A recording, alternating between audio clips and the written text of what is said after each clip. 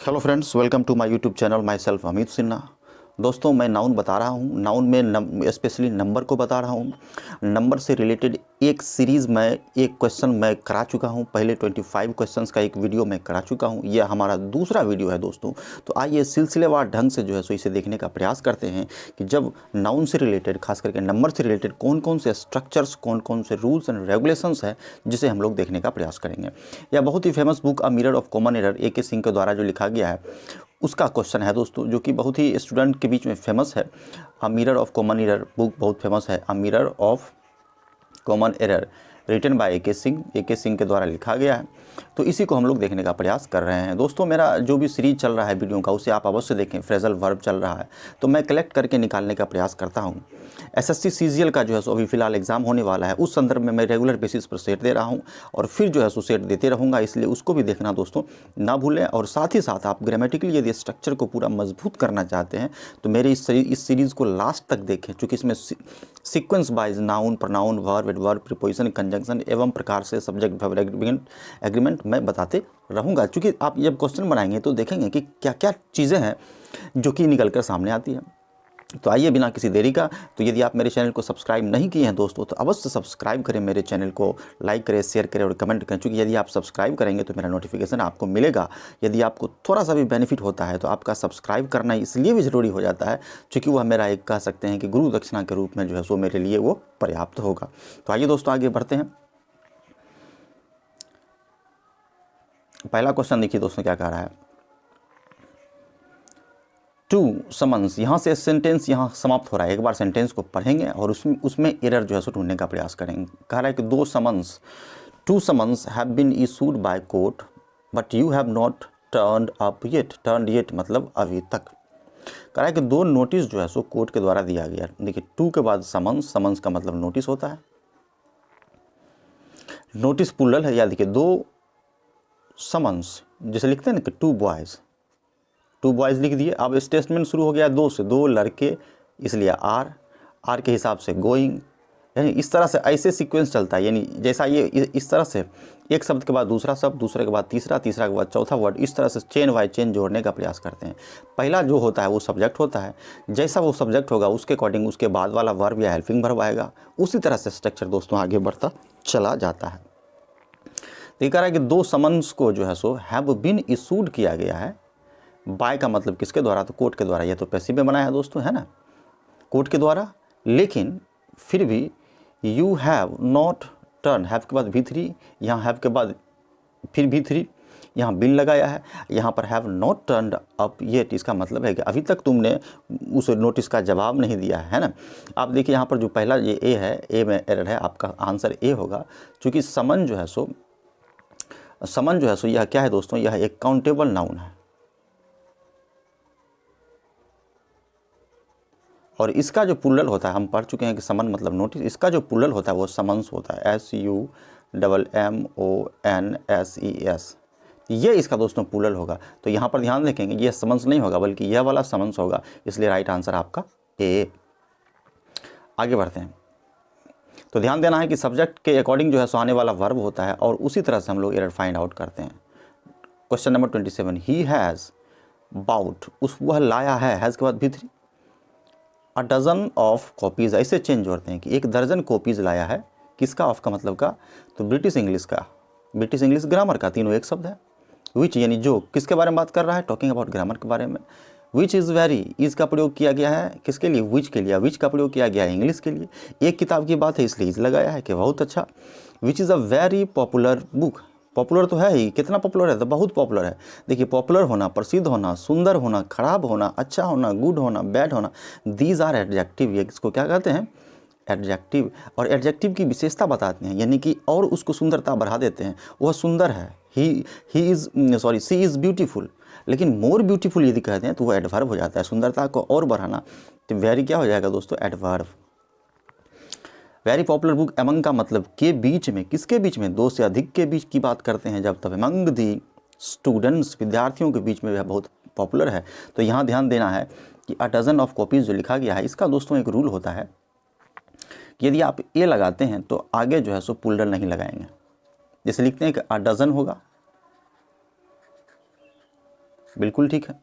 लेकिन यदि आप, इसका नियम है कि डजन के बाद यदि ऑफ लगाते हैं तो इधर भी पुलर का प्रयोग करेंगे। कॉपीज़ यानी ऑफ के बोथ साइड पुलर का प्रयोग करते हैं। तो यहाँ होना चाहिए कि डजन्स ऑफ कॉपीज़, यानी कि he bought dozens of copies of British. सही आंसर आपका होगा ये, डजन्स ऑफ कॉपीज़। ऑफ के बोथ साइड, इधर भी डजन्स इधर भी copies. Hundreds of, dozens, hundreds, thousands, इसके बोथ साइड जो है सो दोस्तों पुलर का प्रयोग करते हैं ऑफ लगने के बाद। तो इसको ध्यान देना है। और एक क्वेश्चन मैं बताया था कि ए लगने के बाद, जैसे बताए थे कि ए 5 स्टार होटल होता है, ना कि 5 स्टार्स होटल हैं। स्टार्स ये नहीं होगा, 5 स्टार्स ये होगा, क्योंकि ए लगने के बाद जो है सो उसके बाद सिंगुलर का ही प्रयोग करते हैं। तो इस तरह से भी हम लोग लिख सकते हैं, अ डजन ऑफ कॉपी, इस तरह से भी लिख सकते हैं। इसलिए राइट आंसर आपका क्या होगा, dozens of copies, answer B. आगे बढ़ते हैं, moving to the next question, question number 28 में क्या है कि a beautiful surrounding, the beautiful surrounding, ये तीनों एक शब्द है कि सुंदर सराउंडिंग। सराउंडिंग का मतलब दो मीनिंग होता है, एक मीनिंग वातावरण होना, एक मीनिंग दृश्य होना। तो किसी भी कंडीशन में आप यदि बात करेंगे तो आपको यहाँ पर एस लगाना ही पड़ेगा। क्या होता है, सराउंडिंग्स का प्रयोग होगा, ना कि सराउंडिंग। क्या लिखेंगे, SURROUNDINGS, सराउंडिंग्स। तो याद रखेंगे कि सराउंडिंग्स हो जाएगा यहाँ पर, चूंकि इसका प्रयोग हम लोग क्या करते हैं, प्लूरल के रूप में करते हैं, यानी प्लूरल होगा कि जो सुंदर जो सराउंडिंग्स है ऑफ द पैलेस, पैलेस का, यानी पैलेस मतलब महल का, अट्रैक्ट करता है। यहाँ से यहाँ तक देखिए दोस्तों एक शब्द है, यहाँ से यहाँ तक सब्जेक्ट हो गया, the beautiful surrounding of palace. अब यहाँ से वर्ब लिखा है V2, वर्ब दूसरा लगा है, इसका मतलब एक सिंपल पास्ट में बनाया है। अ लार्ज नंबर ऑफ, यहाँ से यहाँ तक एक शब्द है, फिर टूरिस्ट। हमको पता है कि अ लार्ज नंबर के साथ अ लार्ज नंबर लगने के बाद लार्ज नंबर ऑफ यदि लग गया है तो याद रखेंगे a large number plus of plus plural noun. तो याद रखेंगे a large number of tourist लिखा हुआ है, एस प्लूरल लगाया हुआ है, ये टूरिस्ट है ना, तो बिल्कुल सही है। यदि एस नहीं रहता तो गलत हो जाता। आ रहे हैं, कमिंग फ्रॉम अब्रॉड, यानी विदेश से आ रहे हैं, तो राइट आंसर आपका होगा ए। सराउंडिंग में क्या लगाएंगे, surroundings. Moving to the next question, 29 number question, the sceneries of Kashmir is, बड़ा फेमस जो है सो क्वेश्चन है दोस्तों, it is very popular question. More beautiful, beautiful adjective हो गया है, बार बार मैं बता रहा हूँ, ब्यूटीफुल सुंदर एडजेक्टिव होना, कितना सुंदर है तो बहुत सुंदर है, इसलिए यह एडवर्ब हो गया। अब एडवर्ब और एडजेक्टिव को फाइंड आउट करने में किसी तरह का प्रॉब्लम दोस्तों आप लोगों को नहीं होना चाहिए। देन दैट ऑफ दार्जिलिंग, एक बात यहाँ ध्यान रखेंगे कि देन दैट दोनों एक शब्द है, मान के दोनों भाई है, इसका प्रयोग कहाँ करेंगे, इसका प्रयोग उस संदर्भ में करेंगे कि जब दो निर्जीव चीज़ की तुलना करेंगे। निर्जीव चीज़ याद रखेंगे जो कि जिसमें कि जो नॉन लिविंग थिंग जो है उसकी तुलना करेंगे, तब जो है सो हम लोग देन दैट का प्रयोग करेंगे। यदि ऐसा कहते हैं कि जो है सो पटना जो है सो दिल्ली से ज़्यादा जो है सो गर्म है, पटना दिल्ली से ज़्यादा गर्म है, गर्मी ज़्यादा पड़ती है पटना में, तो मैं यदि ऐसा कह सकते हैं कि पटना इज़ हॉटर, चूँकि कंपैरेटिव में बनाएंगे, देन और दैट जबरदस्त इसको कह सकते हैं कि अवश्य लगाएंगे, देन दैट ऑफ दिल्ली, कि Patna is hotter then that of Delhi. तो याद रखेंगे देन दैट का प्रयोग करेंगे, किस में करते हैं, तो निर्जीव वस्तुओं में। तो यहाँ तो बिल्कुल सही लिखा गया कि the scenery of Kashmir is more beautiful than that of Darjeeling, than that तुलना करने का अर्थ में है। तो अब हम लोगों को जो है सो फाइंड आउट करना है कि इसका रियल जो है सो दोस्तों एरर क्या होगा। तो हम लोगों को पता ही है कि सीनरी जो है सो इसमें एस नहीं लगाते हैं, क्या लगाते हैं, एस नहीं लगाते हैं। राइट सीक्वेंस होगा SCENERY, सीनरी, सीनरीज नहीं होगा, ठीक है। द सीनरी, जैसे एग्जाम्पल में हम लोगों को याद है कि इन्फॉर्मेशन में एस नहीं लगाते हैं, इन्फॉर्मेशन में एस नहीं लगाते हैं। पोट्री, बर्तन बनाने की जो कला है, इसमें एस नहीं लगाते हैं। सीनरी में एस नहीं लगाते हैं, SCENERY, सीनरी में एस नहीं लगाते हैं, और एडवाइस में एस नहीं लगाते हैं। तो यह सब चीज़ जिसको मैं पहले बता चुका हूँ, तो याद रखेंगे सीनरीज में एस नहीं लगेगा। तो राइट आंसर आपका A. Moving to the next question, question number 30, his means are very limited, means का मतलब माध्यम जिससे वह पैसा कमाता है। हिज मीन्स, उसका मीन्स आर का प्रयोग माध्यम के लिए किया गया, एक से अधिक कमाई का स्रोत होगा, हो सकता है दुकान भी होगा, बिजनेस भी करता होगा, सर्विस भी करता होगा। His means are very limited. देखिए वर्ब में ईडी लगता है तो एडजेक्टिव बन जाता है। अब ये वेरी एडवर्ब हो गया। तीन सब बातों का भी ध्यान दोस्तों रखते चलना। फिर भी येट मतलब फिर भी ही डज़ नॉट कर्टेल, वह कर्टेल नहीं करता है, काटता नहीं है। डज के बाद V1 का प्रयोग करते हैं, है ना। His expenditure and spends lavishly, वह अपना उसके बावजूद भी वो अपना खर्च जो है सो कम नहीं करता है, और खर्च जो करता है वह लेविशली करता है, यानी कि रईसी के साथ खर्च करता है, यानी एक्स्ट्रा वेगेंटली करता है, अत्यधिक खर्च करता है, एक्स्ट्रा वेगेंटली करता है। तो इसमें कोई एरर दोस्तों नहीं है, बिल्कुल सही है। The sentence is right. Moving to the next question, question number 31। देखिए ही यूजेज, वह इस्तेमाल करता है, सब्जेक्ट सिंगुलर इसलिए सिंगुलर वर्ब, वर्ब में ऐसे यस लगाएं तो सिंगुलर हो गया। सिंपल प्रेजेंट टेंस में बनाया है कि ए फाइन क्वालिटी, एक शब्द है, कैसा क्वालिटी, तो बहुत बढ़िया क्वालिटी, ऑफ शैम्पू, शैम्पू का इस्तेमाल करता है। सो इसलिए हिज हेयर्स, उसका जो बाल है। देखिए दो कंडीशन है, एक पहला कहता है कि हेयर में ऐसा आप नहीं लगाइए, हेयर ही होगा, चूँकि यह क्या है, एक बंडल को पूरे बाल को शो करता है, HAIR, हेयर, बिल्कुल सही है। और इसमें इज़ का प्रयोग करेंगे। लेकिन यदि कभी गलती से आपको दिखाना है कि किसी व्यक्ति का दो बाल, A और B मान के चलिए दो बाल है जो है सो उसका वाइट हो गया है, तब यहाँ पर हम लोग जो है सो यहाँ कह सकते हैं कि two hairs of Ram are, अब यहाँ पर लगाएंगे आर वाइट, कि राम का जो दो बाल है वह जो है सो वाइट हो गया है, आर वाइट यहाँ पर यूज़ कर सकते हैं। लेकिन ऐसे जनरली हेयर में ऐसा नहीं लगाएंगे, तो याद रखेंगे यहाँ पर आर की जगह क्या लगाएंगे, इज़ लगाएंगे। सो हिज हेयर्स, हेयर्स में एस हटा देंगे, हेयर इज़, याद रखेंगे क्या राइट आंसर होगा कि hair is black and attractive, काला है और अट्रैक्टिव है। Right answer should be answer C. Moving to the next question, फिर बहुत ही बेहतरीन क्वेश्चन, वर्ड्स, रचना की बात है। विलियम वर्ड्स डैफोडिल्स कविता जो लिखा है। पोइट्रीज़, क्या दोस्तों याद कीजिए, क्या पोइट्री में एस लगाते हैं? नो, बिल्कुल नहीं लगाते हैं। Poetries, sceneries, information, advice, these are the words which can not carry S और ई एस, जिसमें एस या ई एस कैरी नहीं करता है। तो ये आपका क्या होगा दोस्तों कि यहाँ पर जो है सो पोइट्रीज जो एक में आप लगाए हैं वही जो है सो दोस्तों गलत हो गया।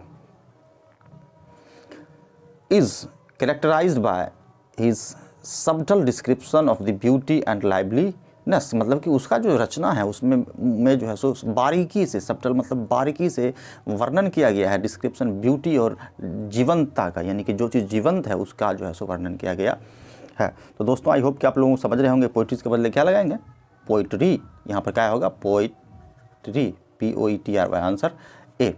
Moving to the next question, question number 33, बनाते चलना है। द डॉक्टर डेक्लेयर्ड, घोषणा किया, subject plus V2 plus object, subject the doctor इसलिए वर्ब डिक्लेयर, क्या डिक्लेयर करता है कि द पेशेंट्स, अब देखिए एपोस्ट्रोफस लगा है, पेशेंट का, यानी यह बता रहा है अधिकार की, इसका अपना है, पोजीशन बताता है, का जो इंटेस्टाइन है यानी जो आंत है, वॉज नॉट वर्किंग प्रॉपरली, कि प्रॉपरली काम उसका नहीं कर रहा है, एंड और इसलिए सो और इसलिए कि ही नीडेड, उसको आवश्यकता है मेडिकल ट्रीटमेंट का फॉर ए लॉन्ग टाइम, एक लंबे समय के लिए। कितना बेहतरीन तरीके से पेयर करके हम लोग बनाने का प्रयास कर रहे हैं। तो याद रखिएगा इंटेस्टाइन दो प्रकार का होता है, एक लार्ज इंटेस्टाइन, एक स्मॉल इंटेस्टाइन। किसी एक इंटेस्टाइन का चर्चा नहीं है तो हम लोग कुछ ऐसे शब्द होते हैं जिसमें एस लगाकर ही प्रयोग करते हैं, है ना। तो यहाँ पर इंटेस्टाइन्स होगा, इंटेस्टाइन्स का प्रयोग करेंगे, है ना। स्मॉल या लार्ज का चर्चा नहीं है। यह जो है सो दोस्तों क्या होगा, इंटेस्टाइन प्लूरल नाउन होगा, लिखेंगे इंटेस्टाइन नहीं कहेंगे, क्या कहेंगे, इंटेस्टाइन्स, इसलिए इसके बाद साथ क्या लगेगा, वर्ड, चूँकि यह प्लूरल होता है दोस्तों, तो ये आपका ऑप्शन हो जाएगा भी। जैसे कि याद कीजिए कि इंटेस्टाइन्स, सीजर्स, कैंची जिसको हम लोग कहते हैं, कैंची, सीजर्स, एक्सपेक्टेकल्स यानी चश्मा, स्पेक्टेकल्स चश्मा, और इसको ग्लासेस, ट्राउजर्स, TROUSER, तो जो कि पेयर में हो, जैसे पैजामा, ग्लासेस, चश्मा लगाते हैं ना, तो इसमें इस तरह से चश्मा होता है।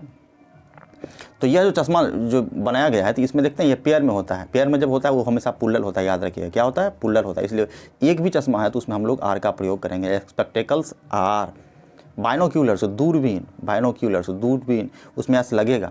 तो याद रखेंगे कि जो पेयर में होता है उसके साथ एस लगाते हैं और वो प्लूरल ही होता है। तो यहाँ पर इंटेस्टाइन्स का प्रयोग करेंगे। आई होप कि आप लोग समझे होंगे। 34 number question, he has ordered bricks for the proposed hotel and bar, कि प्रपोज जो प्रस्तावित होटल और बार है उसके लिए उसने क्या किया है, ईंटों का ऑर्डर दिया है। तो याद रखना है दोस्तों, जैसे कि वर्क यानी जो काम होता है, जब काम में रचना की बात करेंगे कि विलियम शेक्सपियर का जो रचना है तब उसमें जो है सो हम लोग जो है सो प्लूरल का प्रयोग कर सकते हैं, लेकिन ऐसे जो है सो ये वर्क सिंगुलर होता है। काम, एडवाइस, ब्रिक ईटा, स्टोन, ये सब जो है सो दोस्तों सिंगुलर ही प्रयोग करते हैं, एस या यस इसमें नहीं लगाते हैं। तो यहाँ पर जो है सो ब्रिक्स कहना गलत हो जाएगा दोस्तों, राइट आंसर आपका बी होगा। यदि आपको इसको सिंगुलर बनाना है तो एक नियम कहता है कि अ पीस ऑफ ब्रिक्स लिख सकते हैं, कि ईटा का जो है सो टुकड़ा, है ना। तो यह जो है सो आपका बिल्कुल सही हो जाएगा। तो यदि या तो ये अ पीस ऑफ ब्रिक्स लिख सकते हैं, या तो आप क्या लिखेंगे, ब्रिक्स नहीं लगाएंगे, तो इसलिए सही आंसर आपका बी हो जाएगा। 35 क्वेश्चंस, व्हेन जब you see his of springs का मतलब होता है बच्चे,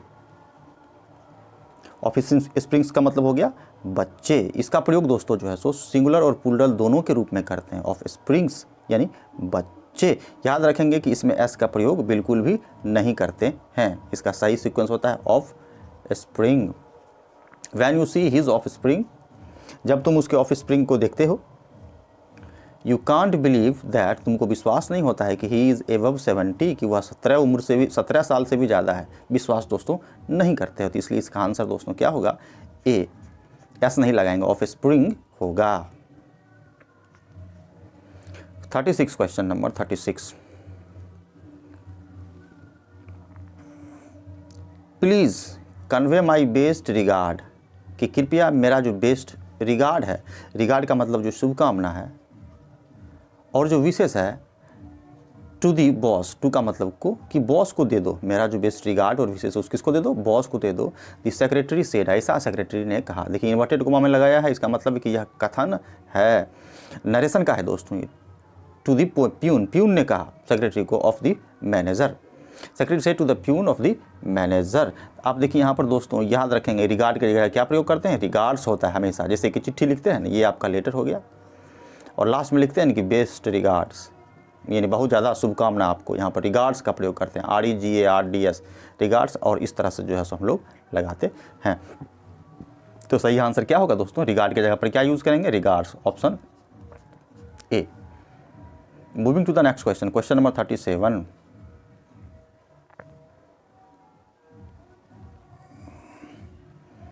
द प्रीटी वीमेन मतलब सुंदर महिला, प्रीटी मतलब सुंदर, women sitting in the car, के कार में जो बैठी हुई है सुंदर महिला, इज़ का प्रयोग किसके लिए हुआ है, इसी तरह जोड़कर बनाते हैं दोस्तों। इज़ का प्रयोग महिला के लिए हुआ है, महिला देखिए ए लगा हुआ है सिंगुलर, इसलिए इज़।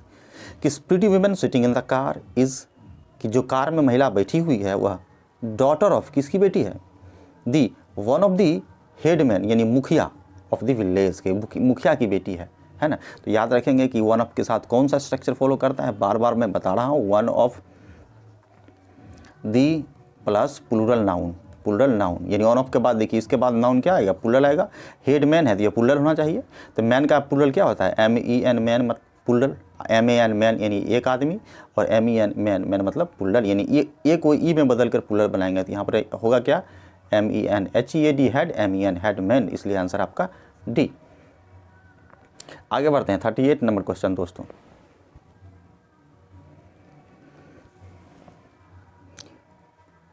व्हेन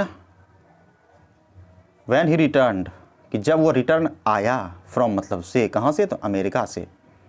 ही इन्फॉर्म्ड मी, उसने मुझे जो है सो इन्फॉर्म किया कि he had come to here, कि वह यहाँ आया था, to do an urgent work, यहाँ पर लिखा हुआ है दोस्तों अर्जेंट वर्क, कि वह एक अर्जेंट वर्क करने के लिए जो है सो आया था। अब देखिए यहाँ पर क्या प्रयोग कर सकते हैं हम लोग, देखिए यहाँ पर जो वर्क लगा हुआ है ना, एक काम, यह कौन सा काम लग रहा है, रचना वाला काम है क्या, रचना जो सब शेक्सपियर का जो रचना है वो है क्या, नहीं वो नहीं है। यदि वो रचना नहीं है तो यहाँ पर जो है सो ए और एन का प्रयोग नहीं करेंगे। क्यों नहीं करेंगे, क्योंकि उसके साथ ए और एन का प्रयोग नहीं करते हैं, एक सलाह नहीं कहते हैं, ए एन एडवाइस नहीं होता है। जब एन एडवाइस नहीं होगा तो एन वर्क भी नहीं होगा, एन अर्जेंट वर्क भी नहीं होगा, इसलिए यहाँ पर डी आंसर होगा। तो याद रखेंगे कि वर्क के साथ, स्टोन के साथ, एडवाइस के साथ, इन्फॉर्मेशन के साथ आर्टिकल ए और एन का प्रयोग नहीं करते हैं। Do not use article a और एन बिफोर दिस वर्ड्स। उसके अलावा एस या ई एस का भी प्रयोग नहीं करेंगे। तो याद हो गया, आई होप कि आप लोगों को याद हो गया होगा। आगे बढ़ते हैं, क्वेश्चन नंबर 39, प्रश्न संख्या 39। Many of the MPs, many of के बाद देखिए पुल्लर का प्रयोग होता है।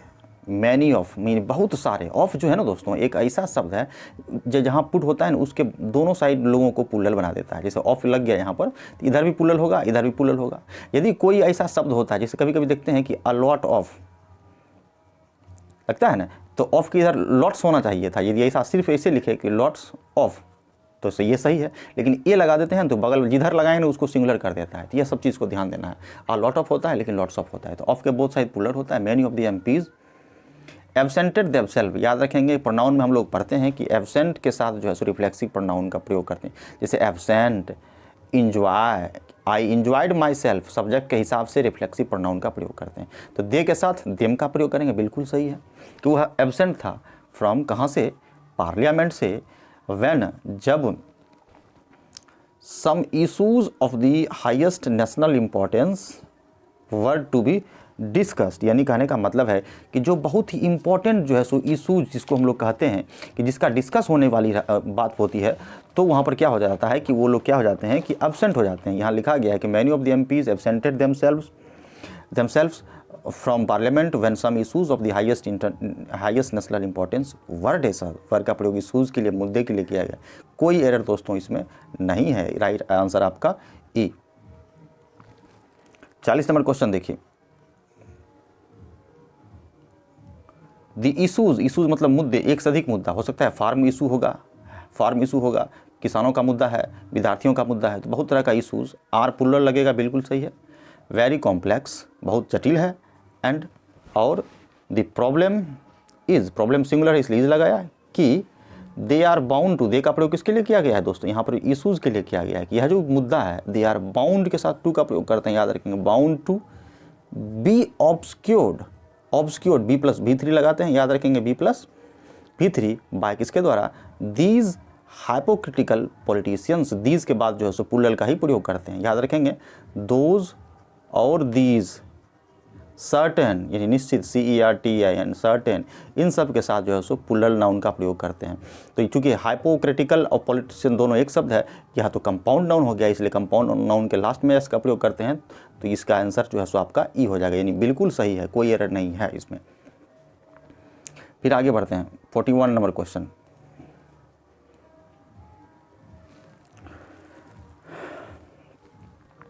दीज, अभी जस्ट मैं बता चुका हूँ, दीज टाइप होगा कि टाइप्स होगा। दीज के बाद प्लूरल का प्रयोग करेंगे तो यहाँ पर होना चाहिए these types, these TYPES, these types of books. अब ऑफ के पहले प्लूरल होगा, इधर भी प्लूरल होगा। ये सब्जेक्ट प्लूरल है इसलिए आर लगेगा कि बुक्स आर सर्टेनली, निश्चित रूप से, हेल्पफुल है। टू का मतलब को, हेल्पफुल टू किसको, द स्टूडेंट को। कैसे, विद्यार्थियों को। तो preparing for the banking service examination, जो बैंकिंग सर्विस एग्जामिनेशन का प्रिपरेशन करते हैं। तो राइट आंसर आपका क्या होगा, ए होगा दोस्तों। मैं बता चुका हूँ कि कहाँ कहाँ जो है सो प्रयोग करते हैं। जैसे एक बार मैं फिर बता देता हूँ कि these, those, other, certain, CERTIN, इस सब के साथ जो है सो पुलर का प्रयोग करते हैं। इसके बाद जो अभी आएगा पुलर नाउन का प्रयोग करेंगे। तो याद रखना है पुलर नाउन का प्रयोग करेंगे। तो इसका आंसर हो दोस्तों हो जाएगा ए। आगे बढ़ते हैं 42 नंबर क्वेश्चन में।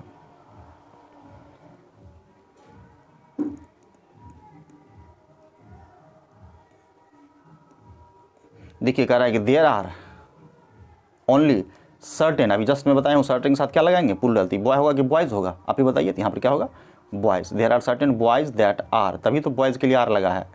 सिंसियर हैं, कि कुछ ही वैसे बच्चे हैं जो सिंसियर हैं और मेहनती हैं, डिलीजेंट हैं। And that can do well, जो अच्छा कर सकते हैं। कैन के बाद V1 डू का प्रयोग किया गया है इन द एग्जामिनेशन। तो राइट आंसर आपका बी होगा, क्योंकि सर्टेन के बाद हम लोग क्या लगाते हैं, पुलर नाउन का प्रयोग करते हैं। ऐसा शिक्षक ने कहा, said the teacher. 43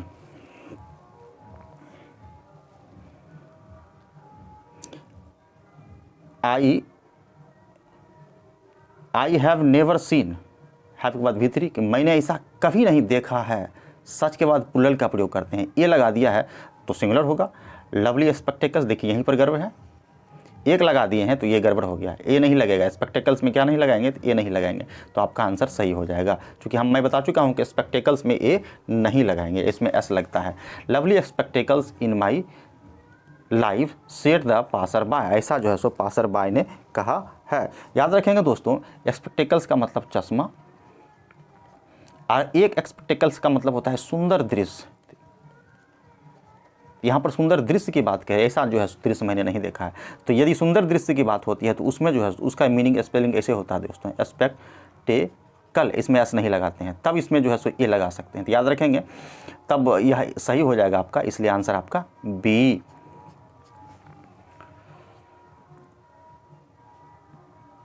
forty 44 number question, I do my best, मैं अपना बेस्ट करता हूँ, लेकिन आई डोंट अंडरस्टैंड, कि मैं समझ नहीं पाता हूँ कि क्यों, why I do not get expected marks in the examination, कि क्यों मुझे जो है सो एक्सपेक्टेड मार्क्स जो है सो दोस्तों एग्जामिनेशन में नहीं प्राप्त होता है। तो आई होप कि कोई एरर दोस्तों इसमें नहीं है, सेंटेंस बिल्कुल सही है, इसलिए इसमें नो एरर होगा।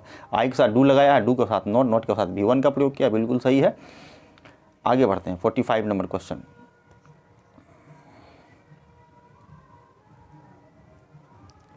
You are one of those luckiest man, कह रहा है कि तुम उन लकी मैन में से हो। वन ऑफ दोज के बाद प्लूरल का प्रयोग करते हैं, तो दोनों एक शब्द हो गया, कि तुम उस लकी लोगों की श्रेणी में आते हो, हु जो अटेंड नेम एंड फेम, कि जो नेम और फेम अटेंड किए हैं, यानी प्रसिद्धि प्राप्त किए हैं, not by labour but by chance, कि तुम उनमें से हो जो मेहनत करके जो है सफलता प्राप्त नहीं किए हो, बल्कि बाय लक चांस तुम लोगों को नौकरी लग गया है। बहुत सारे स्टूडेंट ऐसे होते हैं, देखा जाता है। इसलिए जो तैयारी करते हैं, जो प्रिपरेशन में है दोस्तों, घबराना बिल्कुल नहीं है, क्योंकि labour never goes in when, जो है परिश्रम कभी व्यर्थ नहीं जाता है।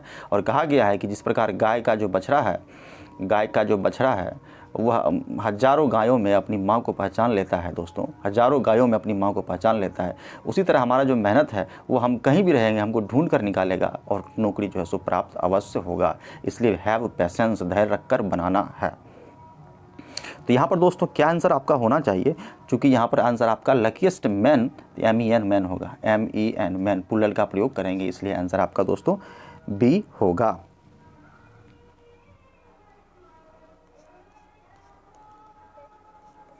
फोर्टी 46 में देखिए,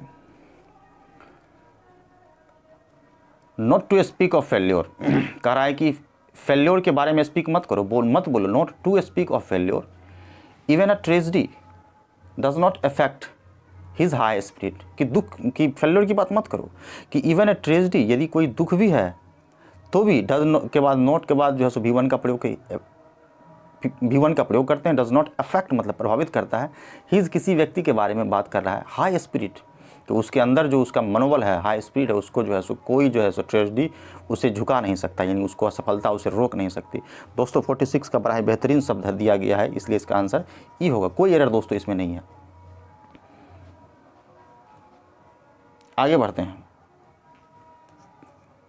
47, ओइंग टू का मतलब होता है के कारण, ओइंग टू का मतलब के कारण, ओइंग टू यानी के कारण, हिज हैप्पी इंगेजमेंट के कारण, कि उसका जो बहुत हैप्पी इंगेजमेंट था, ही कुड नॉट राइट, वह लिख नहीं सका, इवन दी 2/3, यानी 2/3 का मतलब कितना होता है, 2/3 ऑफ द बुक का 2/3 वह लिख नहीं सका, जिसका of which the publication was expected, जिसके बारे में कि पब्लिकेशन उम्मीद करता था वैसा नहीं हो सका, यानी जनवरी से पहले।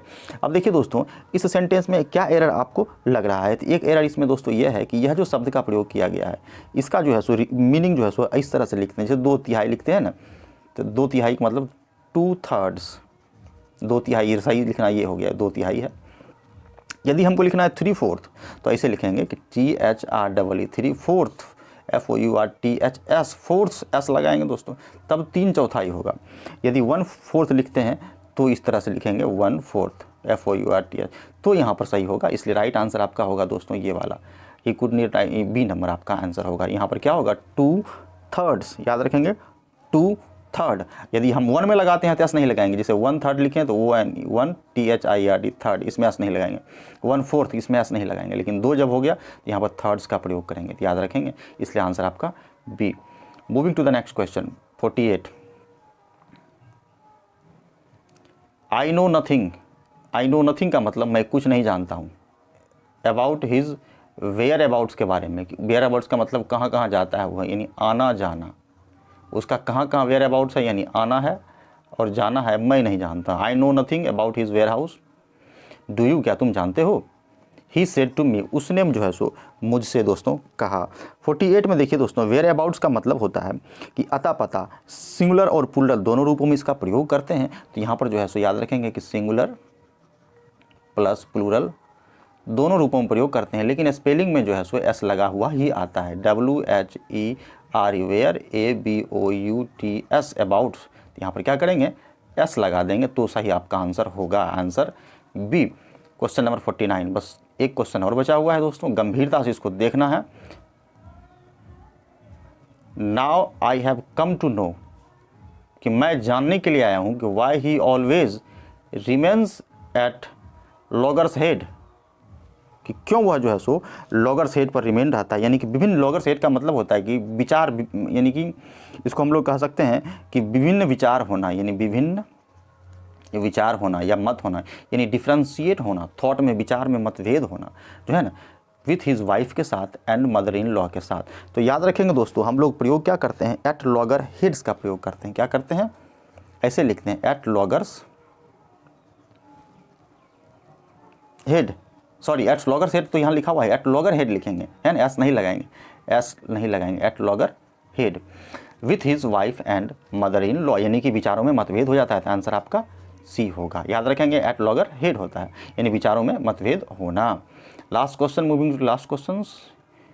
यू, यानी तुम, you will not be allowed to, तुमको अलाउ नहीं किया जाएगा कि तुम कहीं भी जाओ, go anywhere, else, anywhere else मतलब कहीं भी जाओ, टू प्ले आउटडोर गेम्स, बाहरी गेम खेलने के लिए, जैसे क्रिकेट आउटडोर गेम है, कैरम जो है सो इंडोर गेम है, तो यह इन सारी बातों का भी ध्यान देना है। तो कोई एरर दोस्तों इसमें नहीं है, तो right answer should B option E. I hope कि दोस्तों आप लोगों को बहुत ही बेहतरीन लगा होगा एनालिसिस। अवश्य देखें दोस्तों, सब्सक्राइब करना ना भूलें दोस्तों, क्योंकि यदि आप मेरा सीरीज़ से जुड़ जाइए दोस्तों, इस सीरीज़ से, अभी मैं नाउन ही बता रहा हूँ, मैं प्रॉमिस करता हूँ कि नाउन से लेकर यदि लास्ट होते होते यदि आपका ग्रामर पूरी तरह से स्ट्रॉन्ग नहीं हुआ तो आप कहेंगे कि सर आप झूठ बोल रहे हैं। बिल्कुल तरीके से लग जाना है और इसको जो है सो बना लेना है, और भी मतलब पूरा मिला हुआ भी मैं कॉमन एरर कराऊंगा। तो मिलते हैं नेक्स्ट वीडियो में, तब तक के लिए धन्यवाद।